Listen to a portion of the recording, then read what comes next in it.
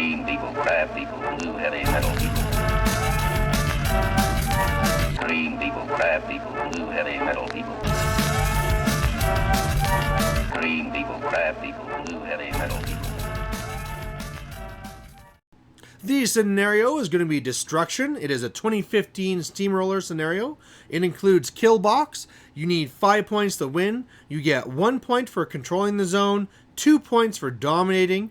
You can't do either of those, though, until you destroy the enemy objective, and doing so will give you 1 control point.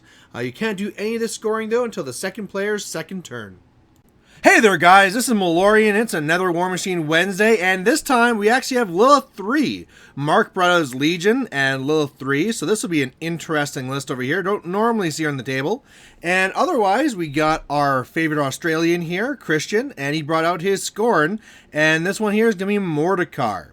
Now, the big thing that he'll be trying is actually the new UA for the Immortals. I know that's been out for a while, but you're not seeing it very much. Otherwise, Legion won the initiative. They wanted to go first because that was kind of, a little bit more important to them.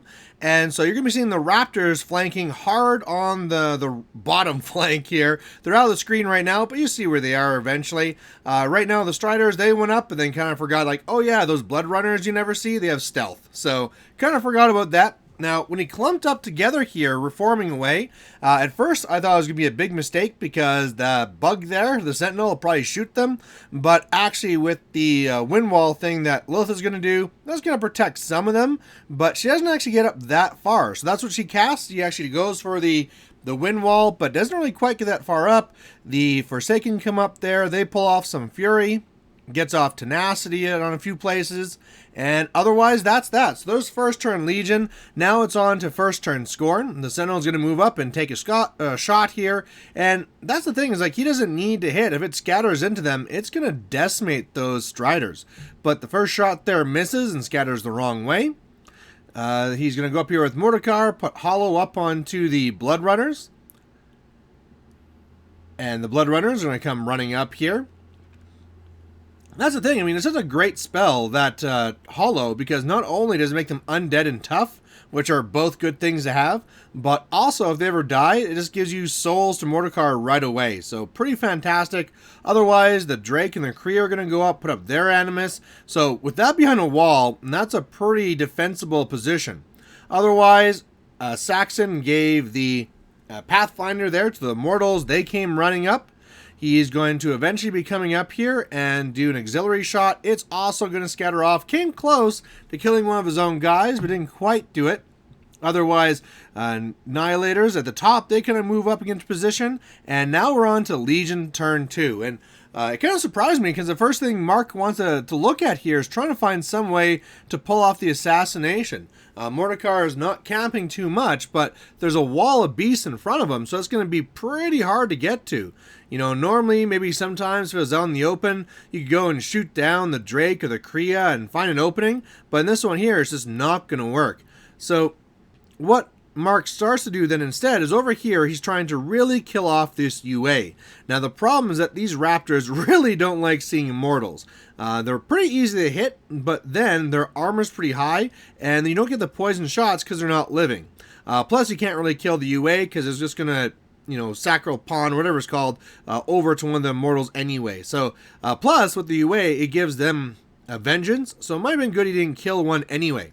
Otherwise, he goes here now with Zerial, and Zerial's going to do some sprays, killing off one, and then another one was tough, but he's on fire. Striders will go up now, and they'll start doing some shooting. And so the first one's actually, you can't really see this one either, but or in Midwinter, he's at the top of the screen. So one takes a shot there and misses. These other here are going to go and do a big, huge combine into Hakar and then just crank that dice and kill him. I can't remember if he had to roll like a 10 or something, but he gets it and Hakar goes down. So that's a, pretty good blow for the Striders to do early like that. Otherwise, thanks to the UA, they're able to reform away. Then he's going to go here with the Scythian. It's going to start attacking. He probably could have just done the Animus, but what happens here is he attacks it, toughs, and then, has to buy one, and eventually it dies. Now, Lylyth's going to come here now and get really far up the table, and she's even going to pop feet. Now, Normally, I think this is not a good time to pop the feet, but I don't think there's really a good time to be popping the feet regardless. Normally, you want to be shooting heavies, so they can't really get you, combat heavies, and there's not really that here. There are perhaps the infantry, but a lot of times you shoot infantry, they just die anyway. So what's happening here is now she's starting to kill off some of these immortals. That's going to give some souls to the UA and give them vengeance.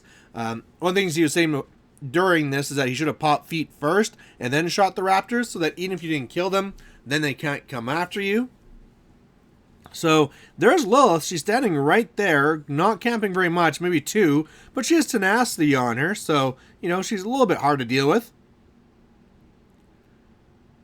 Otherwise here, yeah, he's going to be coming up here with the Angelius, and it's going to be taking a shot at, I believe it's the Kreia, so that's going to shadow bind that, but so that's something. Otherwise, if Forsaken come up, take a little bit more, and now we're on to Scorn turn 2, and here we get these Vengeance moves, and now Mark is kind of saying like, oh no, I didn't know you had Vengeance. So whereas he thought he was just going to kill the ones that are going to be in range, now a lot of them just kind of moved up into range. So that wasn't really good. So I believe here he actually drops Hollow, because there's only like one Blood Runner left, or a couple of them, something like that. He is going to be swapping over to the Annihilators, and I was really wondering here if he was actually going to go for the Assassination. One of the problems is that you still have a hard time attacking Lylyth. You know, that defense is still kind of hard to hit, and you can't knock her down. That's one of the advantages of being on that huge base, is you can't knock them down, or push them, or anything like that. So the Blood Runners will come in here first, and they're going to kill off a few of these Striders here. After this, Saxon's going to come up here and give Pathfinder to the Immortals again. It's going to turn out that doesn't really matter, because he'll just be using souls to go in Corporal anyway, but meh, why not? Otherwise, he has a Void Spirit at the top there, and it came in and tried attacking. Also came in and caused some terror tests. So he passes the test with the Striders, but the Death Stalker, it's actually going to fail, so it's not going to do anything next turn. And one of the things he got mixed up here is he kind of wanted to Shadow Bind the Drake, but he did the Kreia instead. Pretty easy swap, or, you know, mix up those two beasts. But now he was able to come up here with the Drake and do a spray and kill off a couple of guys.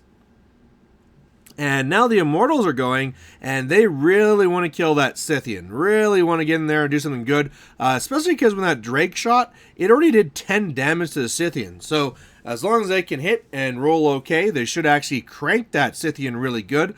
They kill off the Strider, but they actually fail on the Scythian. The Scythian's left on a few boxes, and now he's wondering like how he's going to try and finish this off.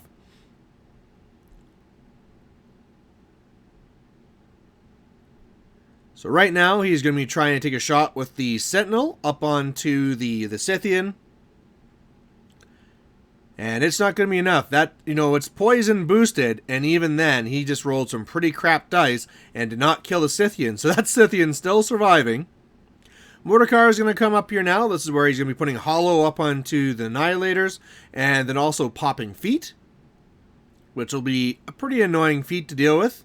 Otherwise, he'll do his fun little thing where he gets to arc through his guys and do a spray and do some damages here, killing off more of the Striders. I believe actually all the Striders are killed, so that's, you know, pretty much all the infantry from this list completely gone now. I mean, you get Forsaken and stuff like that. Next up here, the Annihilators are going to go, and I was wondering again if he was going to do a lot of charges, but he's kind of wanting to hold back, and the reason for that is because there are double Forsaken. That is a big thing you want to keep in mind. So a few of them came up here and we will kill off the last Strider that was straggling over there by them, but otherwise that was really it. So the Agonizer comes up, screams for minus strength, and that's going to be really it. So right now, the Lylyth3 player is in a little bit of a pickle. It's starting to get overran, and they really need to turn this attrition around. And the problem with that is that the Scythian is almost dead. So, first thing he's going to do is come in here with the Raptors and try and do some shots. First goes for Saxon, forgetting that Saxon has stealth. It's one of those easy things to forget because, you know, you don't normally see him and you don't normally shoot at him. Otherwise, he's going to try and do some damage to the Drake. Get a little bit of damage in there, but nothing too much. Big thing you could probably do here is the Scythian loves to kill Immortals because low defense and higher armor is just what a Scythian wants to see. Especially when you're going with your Bloodbath attack everything with your chain attack. Some other shots going into some Annihilators, some tough there. He's going to come up here with the Forsaken. The Forsaken is going to start exploding. So the top Forsaken did actually some really good damage to the Sentinel. Otherwise, now at the bottom, and he needs 10s to kill off the Immortals. Not too much there. He charges in here with the Angelius at the top. Now, he really has to make sure he hits, because remember, this is during the feat turn. If he misses, he moves back D3 inches. So he does manage to get in there and kill off the Kreia. So there's that part of the defensive tech gone, so that's good. And then next up over here is going to be Zerial doing these sprays. Now, these sprays in this feat, this is where you can get really crazy, because if you get some misses, you can start triggering a lot of misses and going back really fast. So this one's actually we're going to have to fix a little bit, because we forgot that sprays do not count the whole hill thing. So he shouldn't have gone as far back as he did, but still you can see there that Zerial kind of went for a ride, doing a couple of sprays and sliding back. Next, he's going to be trying to find a way that he can get in here with Lylyth. Now, this is really aggressive, really getting in there, but it's also not that bad because you don't want that Sentinel shooting, and so getting in its face and being a little bit aggressive, not really, the worst thing. Lylyth can get in there and start shooting. She won't be pushed, so she doesn't care about that defeat. He was kind of hoping, too, that maybe now that he cleared away the Kreia, he could come around and take some shots to Mordikaar, but Mordikaar is kind of tough to kill. So at this point here, after he tried boosting some shots and not really getting any results, it wasn't really looking very good. So he tries now to try and kill the Drake, and so he's going to be trying to come over here with the Scythian, but he's going to be taking a free strike to do this, and he's going to lose the Scythian to a free strike. So that's really, really not what he wanted to have happen. And now we're going over to the Scorn turn, and the one beast, the Zerial, is out of range. The Angelius is kind of completely furied to the max. There can be a transfer to the Shredder, but then again, Lylyth only has one transfer anyway, so she is standing there. This is not a really good situation to be in. A lot of stuff could charge into her and kill her. And so the first thing that's going to come in here is a Void Spirit's going to come in here and charge in, do some pretty big damage. And yeah, he's not going to actually transfer that because it would actually kill the Shredder and come back. I think he's hoping to try and keep the Shredder, but it doesn't really matter. Now the Immortals are going to come in. They're going to do some more damage. One of them here is going to have to be doing the transfer. And at this point, after the Immortals are done, now he's down to like 2 boxes. So what he's going to eventually do here is actually come in here with Mordikaar. Mordikaar usually does some shooting with his little fancy lanterns, but he has a weapon too. So he's going to come up here and boost a hit, boost some damage, and down goes Lylyth3. So the game just ended here on Assassination with Mordikaar actually doing it here in Melee. So what are you guys' thoughts on the game? Yeah, it started off, I was a little worried about it, but then I was always going to line up my Immortals on the cavalry here, because they're not going to kill them, and if they manage to kill some, they're just going to give me vengeance. Mm-hmm. I was just going to squirrely around them the whole game. So was your game plan pretty much attrition? Yeah. Yeah. Yeah. I was pretty confident that the Immortals could get one of his beasts down, and the Annihilators could take another down, hopefully. I completely forgot that Zerial was in this. I got a lot of dudes. And and that's a bit of an issue. He's able to kill those guys. Yeah. I didn't know if you'd be turning the tide of battle there. Well, I kept everything back because I've been blight bombed so many times, so I wasn't going to run all my Annihilators up. Yeah. I was going to keep them back for the next turn and charge in once he bombed the front lines. Mm-hmm. And it's hard to kill Immortals with bombs as well. Yeah, I forgot that your armor's so high. So there was that one feat turn that wasn't really the best for Lylyth3. Was there really even going to be a good turn for her feat in this? It doesn't really seem like it. It would have been fine if I would have not combined all the Striders into Hakar, and then just kind of spread it all out and just locked him down. I think that would have been better. And then again went with my beasts first, or after Lylyth. Because Maybe. Zuriel went first, Angel went first. No, the Angel did go second. A lot of times you shoot infantry, you're just going to kill them anyway. Exactly, that's the other thing. Kind of weird. With the high armor, though, with the Immortals, it wasn't that bad, but they're way too far back. So it was looking like in the beginning you were really always looking for that assassination, asking about it. Is that Yeah. was really your game plan, or just Yeah. kind of like, oh, okay, yeah? I didn't definitely think the assassination was going to be a good plan for you. Mm.